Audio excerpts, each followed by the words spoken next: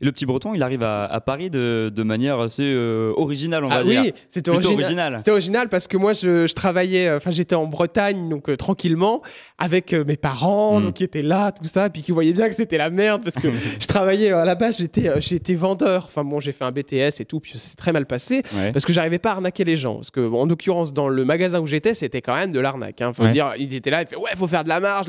C'était un magasin de quoi? Un magasin d'électroménager. Il disait oui, puis si la personne est âgée, tu verras. Ça sera plus facile. Alors, en fait, ce que je faisais en général, c'est que je faisais des réductions. Je chopais les codes promo enfin bon, c'était une catastrophe. Et à la fin, ils m'ont dit, écoutez, Jordan, on a un souci avec vous, ça va plus.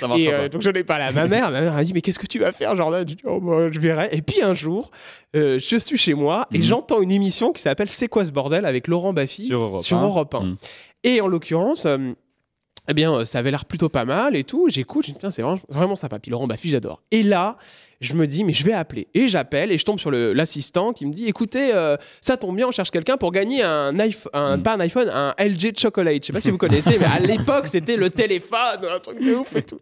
Alors je fais, d'accord, ok, bon, est-ce que vous allez me prendre? Il fait, oui, de toute façon, il nous faut quelqu'un pour ce soir. Donc là, c'était en enregistrement. J'enregistre l'émission le soir. Et donc, du coup, il fallait chanter une chanson. C'était Mexico, oh, Mexico. Pendant 1 heure, il fallait chanter une chanson. Parce que le thème de l'émission, c'était, je sais pas si vous avez connu cette émission, mais en fait, t'avais 2 personnes qui se battaient. Elle devait chanter pendant 1 heure une chanson et pendant l'émission, c'était entrelacé et Baffy faisait bon alors et puis t'entendais le mec qui chantait Mexico et donc du coup c'était un petit peu ridicule. Et ma mère, mes voisins ont dit putain mais il est fou le gosse a pété les plombs, ça fait 1 heure qu'il chante. Et à la fin de l'émission, Baffy donc moi à l'antenne et puis il me fait bon écoute Jordan, je suis désolé mais t'as perdu le téléphone. Et là, je fais... Désillusion. Ça fait 1 heure que je chante comme un connard. Tout le monde me prend pour un zinzin. J'ai dit, c'est hors de question. Donc, j'ai dit à Laurent Baffy à l'antenne, je sais pas ce qu'il m'a appris, je lui ai dit, écoute, c'est très simple, Laurent.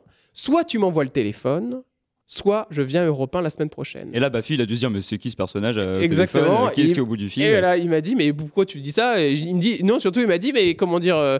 qu'est-ce que tu fais si jamais je refuse le téléphone et je refuse le fait que tu viennes? Et je lui ai dit, ah ben je vais venir à Europe 1, je vais tout brûler. J'en ai rien à foutre. Je vais foutre le bordel là-dedans. Il m'a dit, ok, petit enculé, viens la semaine prochaine. Vous êtes arrivé à rue François 1er à l'époque? Exactement. Donc imaginez-vous ma mère. Je prends ma valise, je dis écoute, je monte à Paris la semaine prochaine, voir Laurent Baffy. Ma mère a dit bon, ok, donc il est vraiment disjoncté, le gosse c'est fini, les copains c'est fini, on n'en fera plus rien. Elle m'a dit écoute, vas-y. Donc j'ai pris mon billet. Je suis parti à Paris et je me souviens très bien arriver rue François 1er, là devant une foule énorme de gens qui se promenaient et tout, qui attendaient. Et c'était les fans de Laurent Baffy. Et donc, du coup, je les vois. Et là, je vois Laurent Baffy qui débarque. Donc, je le vois. Enfin, pour vous, imaginez-vous pour moi, mais c'était un truc... J'avais 20 ans, hein, c'était un truc de ouf. Je le vois et je lui fais « Oh, Laurent, c'est moi, Jordan !» Et puis, il me fait « Quoi, Jordan ?» Il s'en fout complètement. « Ah, le mec qui a appelé la semaine dernière. » Je dis « Oui, pour moi, j'étais. Mais vous voyez, c'était le truc de ouf. Je me suis dit « Putain, il va me reconnaître, machin. » Et puis, il me regarde, il fait...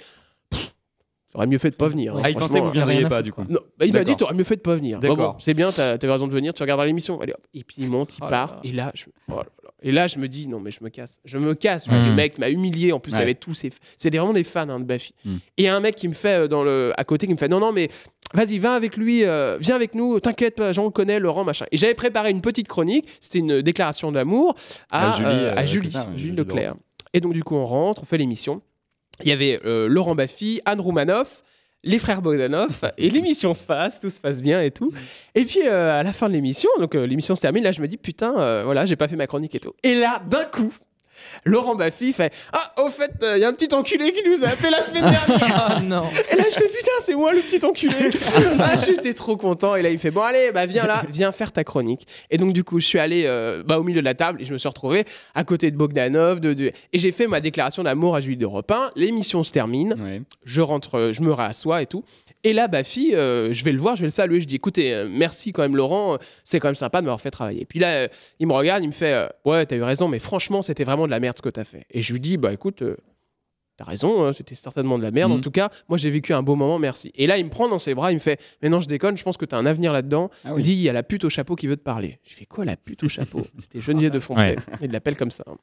Et donc, du coup, j'ai été voir Geneviève. Et Geneviève, oh, bah oui, c'était bien. Et elle m'a donné son numéro de téléphone. Elle m'a donné son numéro de téléphone, son 06, quoi. Ouais. J'avais le numéro de Fontenay. Maintenant, tout le monde l'a. Bon. Et elle me fait, oh, bah oui, Si vous voulez, moi je peux être votre marraine, machin. Bon, se passe, on va boire un petit verre, machin. Puis je rentre chez moi. En Bretagne. Et quelques jours plus tard, j'ai un coup de fil de la direction d'Énergie 12. Donc, c'était Gérald Brice-Viret, qui était directeur à l'époque. Il me dit, écoutez, alors je sais pas comment ça s'est fait, toute cette histoire. Hein. Je sais pas qui a donné mon numéro à qui, si c'est De Fontaine. Je ne sais pas. En tout cas, il me fait, écoute, on cherche quelqu'un pour travailler avec nous à la rentrée en stage. Voilà, ce serait avec Cyprien et Maxime Muscat. Je fais, putain, oui. Bien et donc, sûr, du coup, je suis remonté à Paris, il fallait trouver une école, je suis arrivé au Studec et j'ai fait le Studec TV. Et j'ai beaucoup été plus en stage qu'au Studec. Voilà, c'est plutôt le Studec, enfin, c'est plus comment dire, voilà, le travail qui m'a appris les choses, quoi. Donc, c'était votre premier micro, finalement, Europe 1 Europe 1, c'était mon premier micro. Il y a eu une révélation ou alors de tout petit, vous vous êtes dit, tiens, les médias, ça m'intéresse ou pas du tout? Je voulais faire ça depuis que j'étais petit, sauf que je savais pas du tout comment y arriver. Il y avait le côté showman, puis j'ai créé, il y a un personnage que je voulais créer, Jordan Deluxe, avec des habits, tout ça. Enfin, bon, ce que j'ai un petit peu après atténué parce que très vite, ça rentrait dans des catégories qui, de toute façon, allaient m'exclure de milieu. Donc, du coup, j'ai fait attention avec ça. Mais oui, j'ai toujours voulu faire ça. Et pourquoi Jordan Deluxe? Pour Jordan Deluxe, parce qu'en fait, il fallait trouver un nom. Moi, mon nom de famille, c'est Guinel. Sauf que Guinel, en Bretagne, ce sont des transporteurs. Ça appartient à mon grand-oncle. Et j'avais pas du tout envie d'être associé à une compagnie de transporteurs. Et surtout, je voulais protéger ma mère, qui est pas du tout dans le milieu télé, radio, tout ça. Vous savez, ils sont en Bretagne, tranquille. Et je me suis dit, imagine, tu fais une grosse connerie, il y aura ton nom Guinel en gros sur un truc. Je me dis, imagine, ça marche et voilà, il y a un problème. Je voulais pas du tout. Donc, je me suis dit, je vais mettre un autre nom. Et donc, Deluxe, en réfléchissant, je réfléchissais. Et un jour, j'étais au McDonald's, mais tout ça est vrai. Hein. Et j'ai mangé un Mac Deluxe. Je me dis, putain, mais c'est pas mal. Hein. Je dis, c'est quand même incroyable de donner ce nom à un sandwich. Un truc de luxe. C'est quand même un truc à 4 balles, ça vaut rien, c'est du fast-food et tout. Et là, à ce moment-là, je me suis dit, mais pourquoi je prendrais pas ce nom-là qui est comme un sandwich populaire, quoi. Et je me dis, je vais mettre une particule. Donc, je vais le séparer et je vais déposer ça. Et donc, du coup, j'ai créé Jordan Deluxe.